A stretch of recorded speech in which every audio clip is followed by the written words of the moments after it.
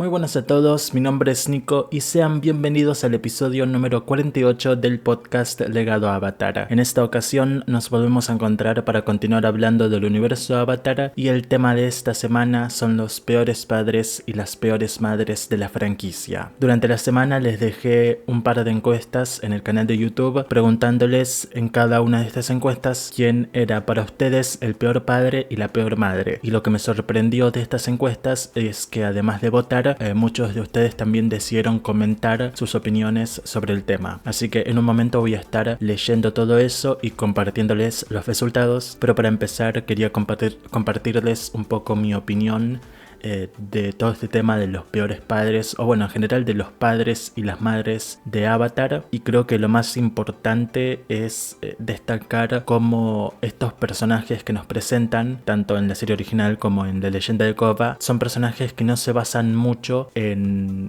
prototipos de familia tradicionales, no son personas que dependan mucho de sus familias, si bien por ejemplo Sokka y Katara sufrieron la pérdida de su madre y también están lejos de su padre y eso los afecta, pero durante la serie los vemos desenvolverse más allá de esos traumas y de esas pérdidas y de esas inseguridades y viajan por el mundo junto con el Avatar. Lo mismo después vamos a ver con Mako y Bolin, aunque bueno, en ellos tenemos el caso especial igual con Asami de que sus padres están o muertos o en prisión, mientras que los padres de Korra podemos ver algo más parecido a lo de Sokka y Katara, por ejemplo en los cómics, donde Hakoda está tranquilo en la tribu de Agua del Sur haciendo su vida, reconstruyendo la tribu, y sin embargo Sokka y Katara continúan viajando por el mundo y ayudando al Avatar en lo que necesita. Korra, bueno, es el Avatar, así que no tiene opción, tiene que ir sí o sí a todos esos viajes. Después tenemos Zuko y Azula, por ejemplo, que ellos se criaron bajo un modelo familiar tradicional por vivir en la familia real de la Nación del Fuego, pero bueno, eso fue un desastre casi que desde el principio. De hecho no, sin el casi, de hecho fue un desastre siempre, así que realmente no son ejemplo de nada con respecto a lo que una familia debería ser, por lo menos. Y bueno, después tenemos el caso de Toph, por ejemplo, que también se crió bajo la sombra de sus padres y tuvo que irse de su casa y de su pueblo y básicamente de toda esa zona para poder encontrar algún tipo de libertad y valor en sí misma. Así que en general creo que estos personajes, si bien priorizan la influencia de sus padres en sus vidas, no es algo que los marque por completo, ya que una vez se logran despegar de las sombras de sus padres y de lo que estos esperan de ellos o incluso de cómo estos los tratan, algunos los tratan bien, ejemplo Hakoda, y otros los tratan muy mal, ejemplo Ozai. A partir de ahí logran desenvolverse como personas propias y bueno, creo que ese es el objetivo general de cualquier persona en el mundo, o sea, así que me parece que en ese aspecto la franquicia siempre se ha manejado muy bien y bueno, lo complicado es que han tenido padres muy autoritarios, muy tiranos, muy crueles, que bueno, son la mayoría lamentablemente y bueno, obviamente todos ya sabemos a estas alturas que ningún padre o ninguna madre es perfecto o perfecta. Sin embargo, a pesar de las equivocaciones, se puede ser en general un buen padre. Ejemplo, Aang, Katara, Toph, Zuko, Hakoda. Y después, obviamente, tenés en el otro extremo a los padres y madres que la cantidad de errores que han cometido son demasiado grandes y muchos de estos han sido a propósito. Ejemplo, Ozai, Ursa, Hiroshi, Unalaq. Así que bueno, creo que la franquicia tiene un poco para todo. Así que bueno, mi opinión general sobre el tema es que creo que han marcado bien y representado bien lo que significa ser padre o madre en Avatar, pero bueno, creo que como la serie está protagonizada en su mayoría por personajes jóvenes, siempre tenemos sus perspectivas y por ahí entiendo si en ocasiones es más común ver cierto odio hacia cierto personaje parental, ejemplo Ursa, que es un personaje que recibe muchísimo odio y bueno, es entendible por el lado de que la historia la conocemos desde el punto de vista de Zuko y también de Azula, así que es entendible, si bien yo no comparto tanto odio y tanto ensañamiento que que se tiene incluso por Ursa, porque bueno, su vida fue muy complicada siempre y bueno, ya en un momento voy a estar comentando más sobre todo eso. Pero bueno, ya en general creo que puedo pasar a las encuestas. Les dejé 2 en el canal de YouTube para que voten ahí de forma exclusiva los suscriptores del canal de YouTube. Si me estás escuchando desde Spotify, te aconsejo, te invito más que nada a pasarte por ahí, porque bueno, es como que es el epicentro de la comunidad Legado Avatar.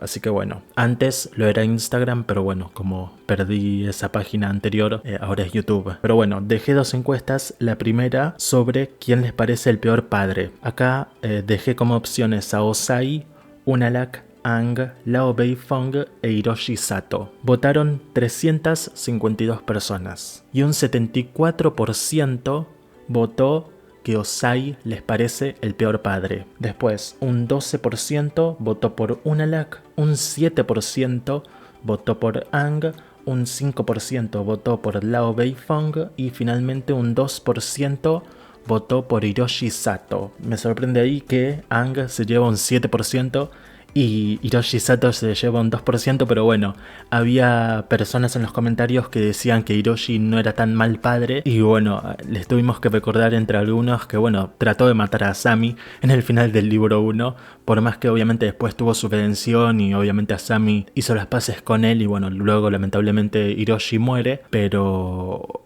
o sea, literalmente trató de matar a Asami, mientras que Aang, el mayor crimen que cometió fue no llevar a sus hijos, a 2 de sus hijos, a las vacaciones con Tenzin, lo cual obviamente es muy malo, pero Hiroshi trató de matar a Asami. O sea, me parece que no hay punto de comparación entre esos dos, pero bueno, 5% más de la gente eligió votar a Aang antes que a Hiroshi. Después, por ejemplo, Lao Beifong con un 5% me parece entendible, pero bueno, en general Lao nunca hizo nada realmente cruel contra Toph. Obviamente es cruel querer capturarla y llevarla de vuelta a la casa, obviamente eso es muy extraño, está privando a Toph de su libertad y a cambio de dinero, sobre todo porque le pagó a estas personas para que lo hagan, no es que fue él mismo o envió a un amigo, le pagó a personas para que vayan, atrapen a su hija y la traigan de vuelta. O sea, bastante loquito el tipo. Pero bueno, después en la brecha vemos cómo un poco se reconcilian Lao y Toph. Así que bueno, por ahí tenemos un poco de... Ok, hizo cosas muy cuestionables durante la serie, pero en los cómics le lavaron un poco la imagen y bueno, lo vimos ahí. Bueno, de hecho también vimos, nos cuentan, mejor dicho, cómo después de que el plan de Lao para traer de vuelta a Toph fracasó, Poppy Beifong básicamente lo echó de la casa porque había fallado en traer de vuelta a su hija, así que Lao, con obviamente su fortuna como Beifong, se fue a invertir en una fábrica de la Nación del Fuego, después del final de la Guerra de los 100 años, por supuesto. Así que, y bueno, así que Lao pasó a centrarse mucho en los negocios y tal, y dejó de lado el ámbito familiar, si bien obviamente al final se vuelve a reconciliar con Toph y hacen negocios juntos y tal, pero bueno, en general creo que la familia Beifong nunca más volvió a ser lo que era antes de la llegada de Aang a Gao Ling, y con justos motivos de hecho. Después tenemos al 12% Unalaq, el segundo lugar, y Unalaq es muy parecido a Hiroshi en el sentido de que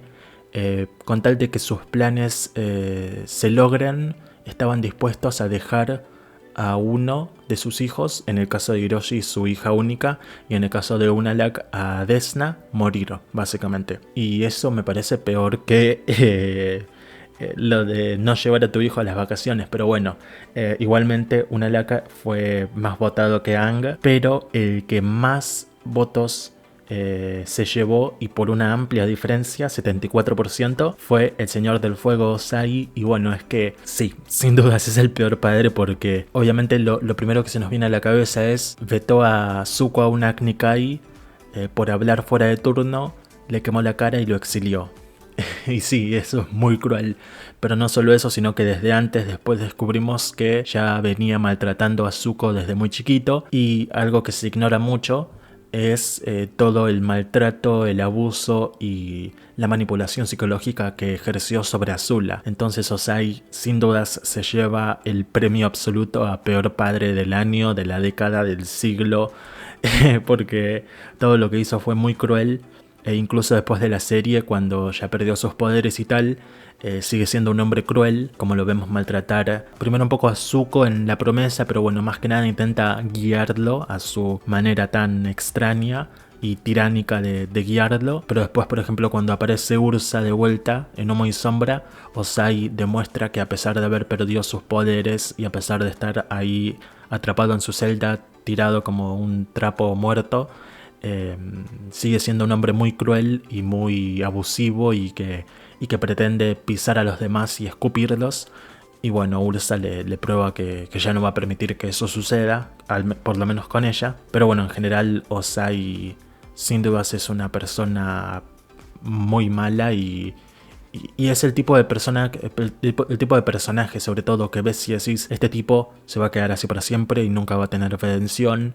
Y por más que se pudra en la cárcel, va a seguir siendo malo cada que Zuko, Azula, Ursa vayan a intentar hablar o reflexionar de algo con él. Así que Ozai sin dudas es uno de los peores humanos que tenemos en la franquicia. Y bueno, sin dudas yo coincido mayormente con el cómo dejaron la encuesta.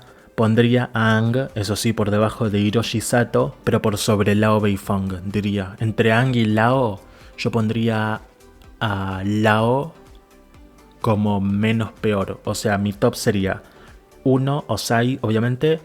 2, Unalaq. Aunque bueno, Unalaq, Unalaq. Número 3, Hiroshi, porque si bien también como Unalaq buscó matar a su hija, después tuvo su redención, en cambio Unalaq se murió y listo. Número 4 pondría a Aang, porque... Sí, pondría a Lao Beifong. Y número 5, como menos peor, pondría a Aang, porque sí, no llevó a sus hijos a las vacaciones, pero en general cuando Bumi y Kaya con Tenzin después recuerdan cómo vivieron sus infancias y su vida familiar en general con Aang y Katara, recuerdan una familia feliz. Y eso es lo más importante. Si bien Aang cometió errores y no hizo muchas cosas bien, fue en general un buen padre. Así que no me parece que sea tan condenable. Voy a leer algunos de los comentarios por encima. Unalaq se convirtió en el avatar oscuro y literalmente le valieron 2 cacahuetes sus hijos. Mínimo Ozai convirtió a Zulu en una máquina de guerra. Eso es cierto. Por lo menos Ozai buscó hacer algo de sus hijos, aunque fuera algo terriblemente malo. Acá otro dice, Hiroshi era mala persona, pero no era mal padre. Ok. Después, nadie es peor que Ozai, nadie.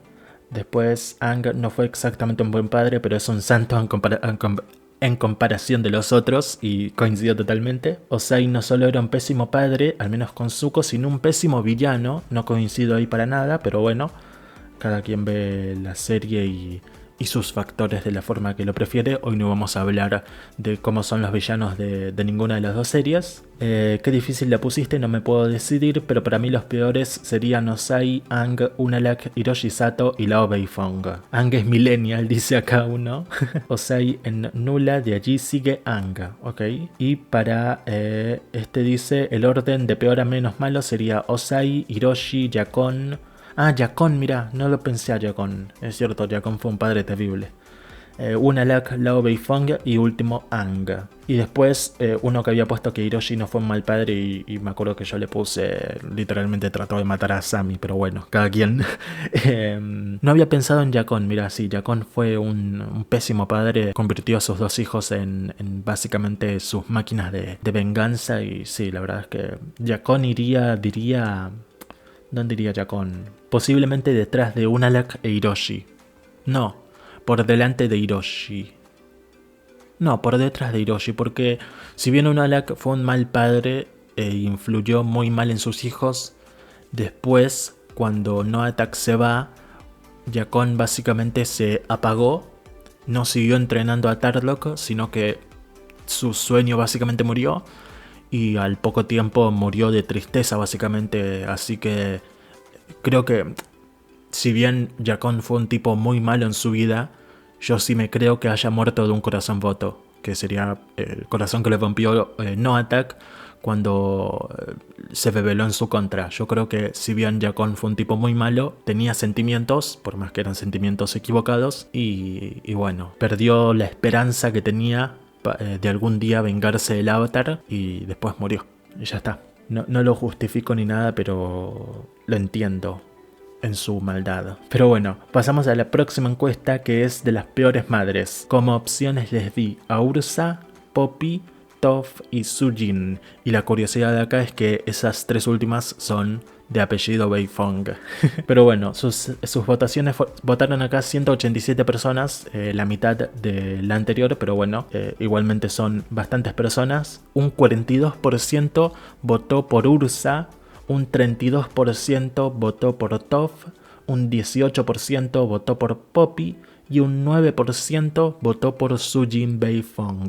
Yo la verdad es que coincido bastante. Me esperaba una mayor diferencia entre Ursa y Toph, es bastante cercana, o sea, Ursa 42, Toph 32, pero, o sea, yo por lo menos lo entiendo desde el lado de, a pesar de que se critica mucho a Ursa y tal, hay cada vez una más grande facción de fans que, si bien no aprueban todo lo que hizo, pueden llegar a entender, o por lo menos pueden llegar a no odiar las decisiones que tomó, que fue obviamente la gran decisión que tomó, fue olvidar básicamente la existencia de sus hijos para empezar de nuevo. Yo la verdad es que estoy en un punto medio también. No estoy de acuerdo con esa decisión, pero intento entenderla. ¿Por qué? Porque yo no viví lo que Ursa vivió. Ursa desde el minuto cero fue obligada a casarse no solamente con un hombre que no quería y que ni siquiera conocía, dejando atrás al amor de su vida, Ikem, sino que una vez que se casó con Ozai, vivió un infierno. Ozai era un hombre manipulador y abusivo, era mucho de abusar psicológicamente, algo que vemos en los cómics, aunque bueno, en la propia serie lo vemos a través de cómo manipuló a Zuko y a Azula, así que no es nada desconocido ni nada que nos hayan presentado como innovador en los cómics, es solamente una extensión del personaje que ya conocíamos, tan cruel que fue. Una teoría que se tiene entre los fans y que nunca fue confirmada, supongo que porque es muy oscura, es la teoría que dice que Ursa tuvo a Zuko y a Azula producto de, es una palabra fuerte, violaciones. No violaciones directas de que ella no quería, o sea, yo creo que no quería, yo por lo menos lo que interpreto es que ella no quería, pero lo permitió, no lo permitió porque es que Ozai fue un hombre muy malo y simplemente Ursa se dejó llevar y ni siquiera seguramente pensó, no voy a intentar oponerme porque ya estoy casada con este tipo es muy cruel, lo he visto maltratar, qué sé yo, sirvientes, lo he visto entrenar, me ha maltratado ya a mí, entonces yo no voy a, ni siquiera se me va a ocurrir oponerme a lo que él quiera. Entonces yo la verdad creo bastante que Zuko y Azula hayan sido productos, no sé si de violaciones directas como tal, sino de básicamente fueron hijos por compromiso, porque tenían que tenerlos y los tuvieron. Y no creo que Ursa haya disfrutado ninguno de los dos embarazos, sobre todo por las expectativas que Ozai ponía sobre estos niños para que salgan Maestro Fuego, para que salgan talentosos como él, para que después obviamente poder convertirlos en máquinas de matar y de conquistar. Así que no solo eso, sino que después Ursa también tuvo que vivir como Ozai maltrataba constantemente a Zuko y a su vez también cómo manipulaba a Azula para ponerla en contra de Zuko, para ponerla en contra de ella misma, su madre. Y sí que coincido un poquito en que Ursa no fue la mejor madre con Azula que pudo haber sido, pero lo que muchos siempre ignoran u olvidan es que Ozai estaba ahí metiendo mano y influyendo muchísimo a Azula. De hecho, en el cómic Azula en el Templo Espiritual tenemos un flashback en el que Azula se ve que hizo fuego por primera vez con 2 o 3 años o 4, y Ozai llega y la felicita y dice que es una prodigio y tal, y Ursa está totalmente asustada porque dice, es maestra fuego y va a ser igual a su padre, porque es que ya lo siente y ve como Ozai la levanta, y seguramente Ozai nunca antes fue así de de cariñoso con Azula, mucho menos con Zuko. Así que ver que básicamente estaba viendo la creación de un nuevo monstruo que iba a atormentar más a Zuko, que iba a atormentar al mundo y que la iba a atormentar a ella, seguramente fue un momento muy duro para Ursa. Y bueno, no la culpo para nada por esa cara que se le queda congelada entre sonrisa y miedo, pero bueno, obviamente no es lo ideal para la pobre Azula, que era una nenita, más allá de lo que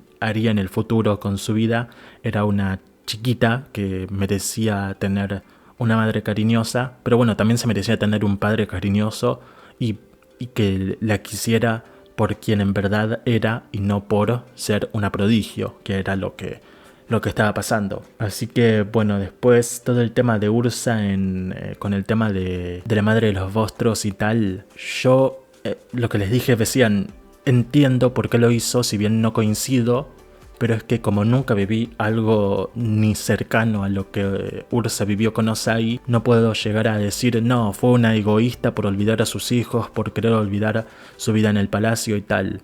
Porque es que básicamente quería, yo esa escena en la que Ursa le dice a la madre de los Vostros que sí desea una nueva vida, yo por lo menos la considero como una escena de suicidio. Porque básicamente la Ursa que conocimos hasta ese momento está dejando de existir. Si bien obviamente después vuelve, ¿no? Pero yo por lo menos lo considero una escena de muerte. Y de muerte obviamente autoinducida. Y me parece muy doloroso que...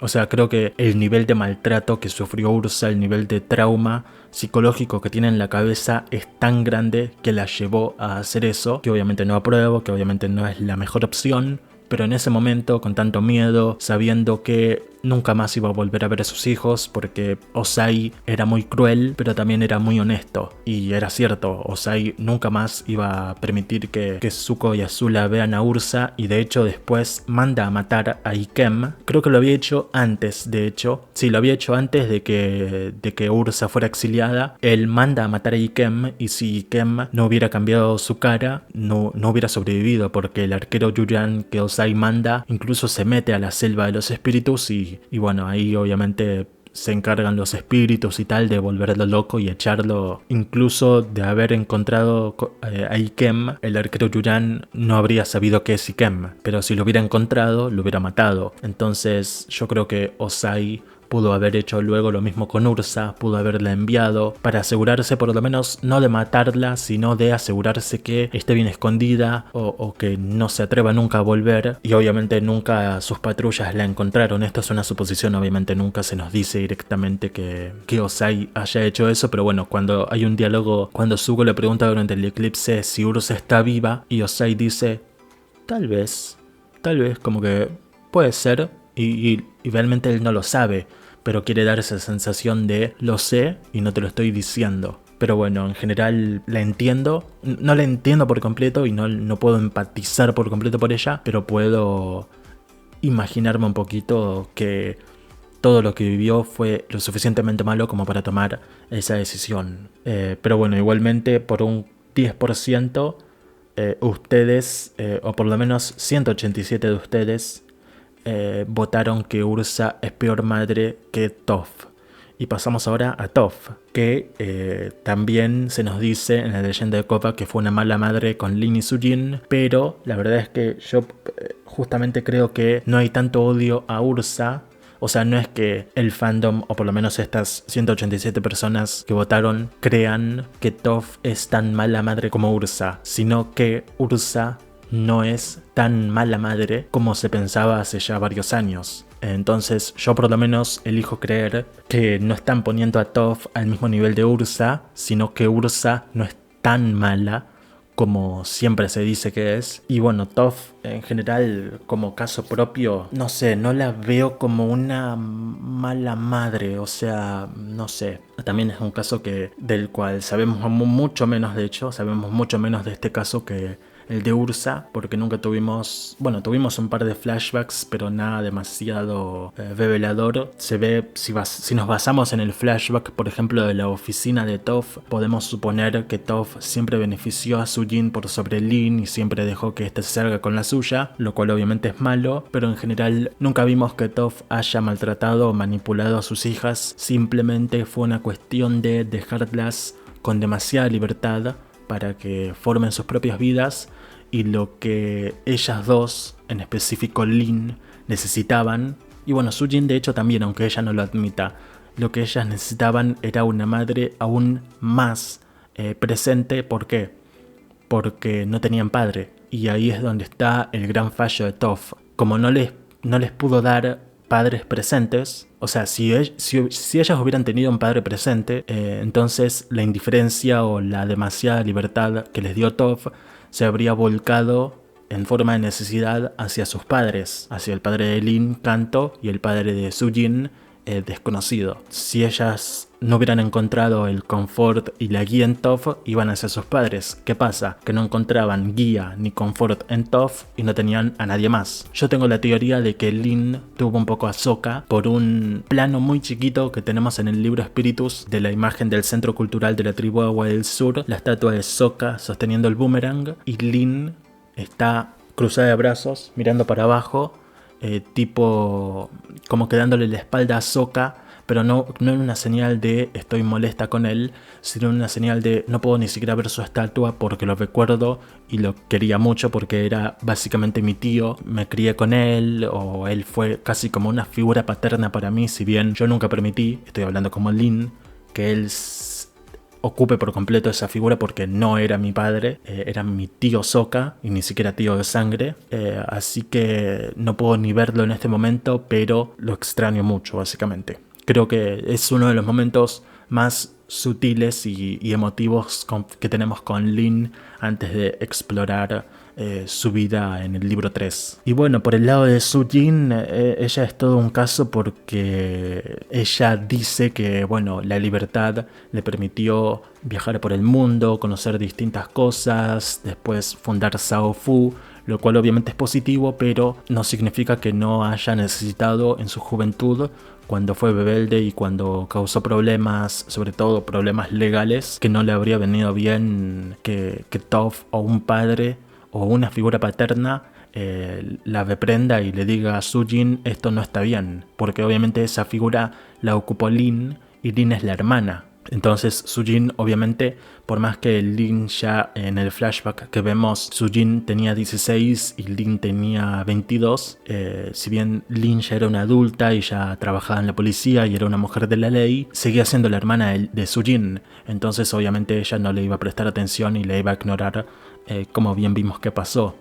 No era el lugar para ocupar de Lin. Después tenemos a Poppy Beifong con un 18%, y creo que con Poppy lo que pasa es la inutilidad, o sea, la inacción, el cómo Poppy básicamente no hace nada para sanar la relación con su hija Toph, y eso básicamente, porque vemos mucho de Lao como primero manda, porque cuando Lao por ejemplo manda al maestro Yu y a Xin Fu a buscar a Toph, vemos que él contrata a estos dos tipos en privado, sin Poppy presente, y bueno, después cuando el plan fracasa, Poppy lo echa de la casa, entonces Poppy no formó parte del secuestro, o sea, de la búsqueda de captura de Toph, pero después, cuando ese plan fracasó, del cual no estuvo involucrada, dijo, bueno, no lo pudiste resolver, andate, hace tu vida, obviamente es tu fortuna, pero en la casa me la quedo yo. Poppy la hizo bien dentro de todo, porque se quedó con la mansión.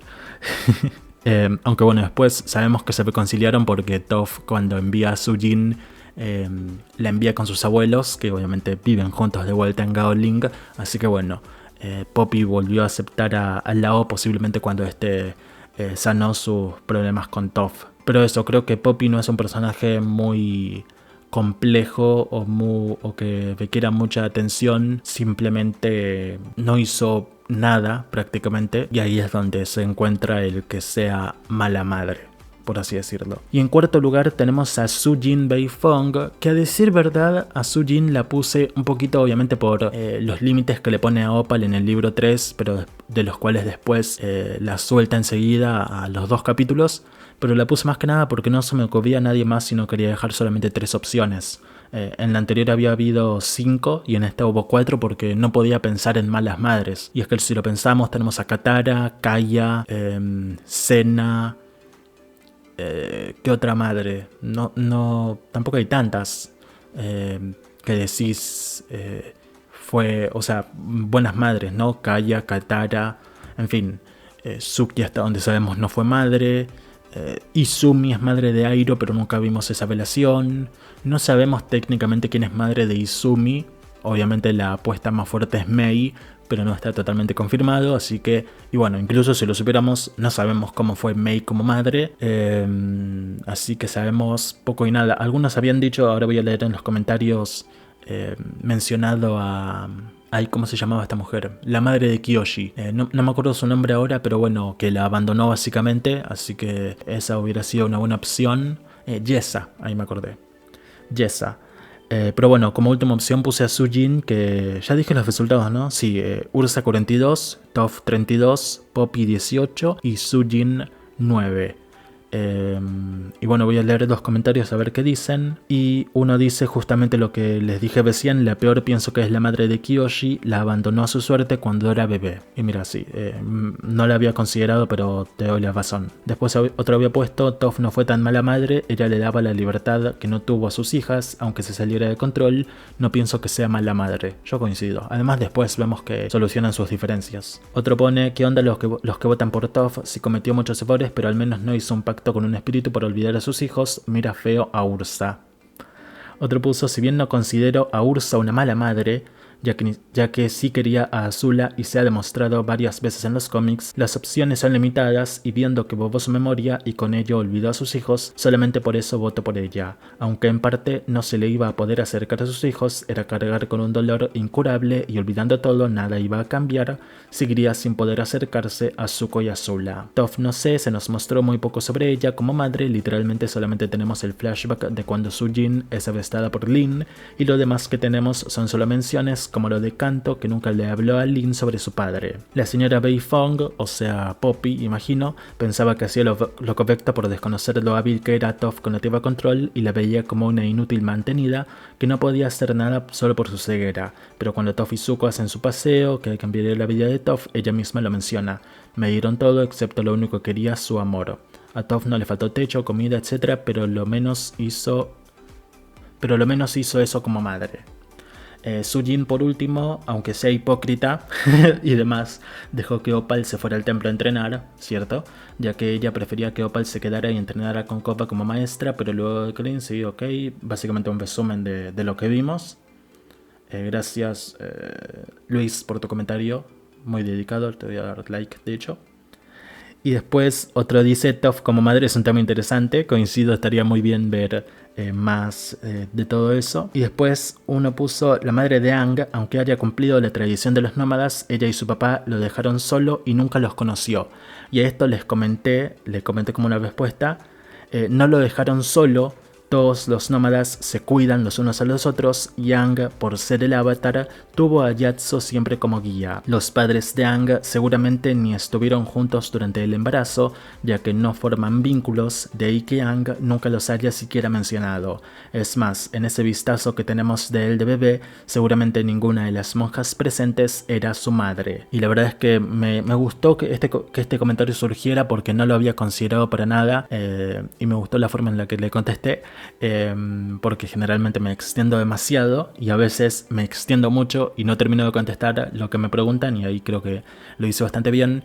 Y básicamente es eso: la cultura nómada aire básicamente no es que anula, sino que simplemente no existe la maternidad, no existe la familia, no existen los padres. Entonces Aang nunca, siquiera cuando era chiquito, le preguntó a Yatso: Yatso, ¿quién es mi mamá? No, nunca le preguntó, porque él no creció en un ambiente en el que eso importara o siquiera existiera. Por ejemplo, si hoy en día crías un nenito en el mundo occidental en el que vivimos, y lo mandas a la escuela, o sea, digo, sos padre soltero, imagínate, tu esposa murió en el parto, entonces crías a tu hijo solo. Cuando ese nenito vaya al parque o a la escuela o donde sea y vea que su compañerito tiene un padre y una madre, va a volver con vos y te va a decir: papi, ¿por qué yo no tengo mamá? Ahora, Aang se crió en un templo lleno de niños y lleno de monjes hombres, entonces nunca siquiera le surgió la cuestión de ¿por qué yo no tengo una madre? ¿Por qué no tengo un padre? ¿Por qué no vivimos en una casa nosotros dos solos?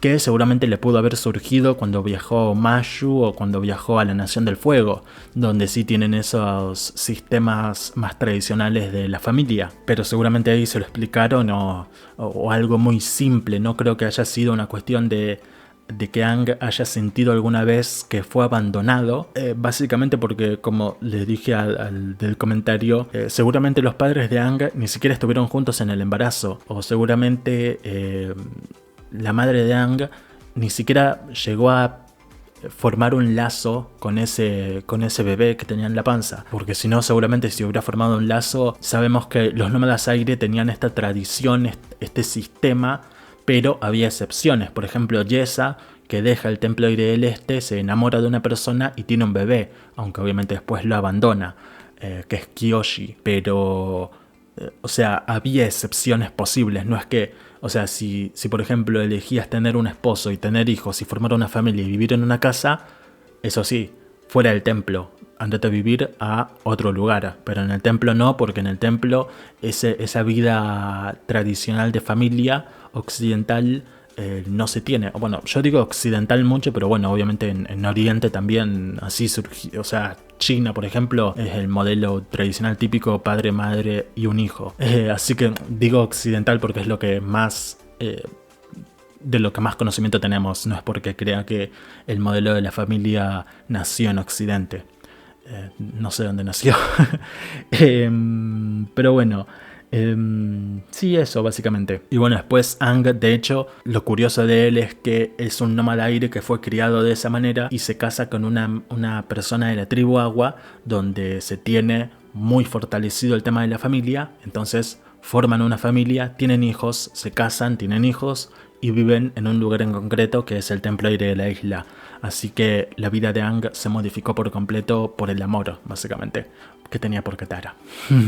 Así que bueno, en general creo que eso ya es todo. Ya leí sus comentarios, los resultados. No dije si coincido con el top, y la verdad es que sí, porque no hay mucho que buscar. O sea, Ursa número 1, Toph número 2, 3 Poppy, 4 Sujin.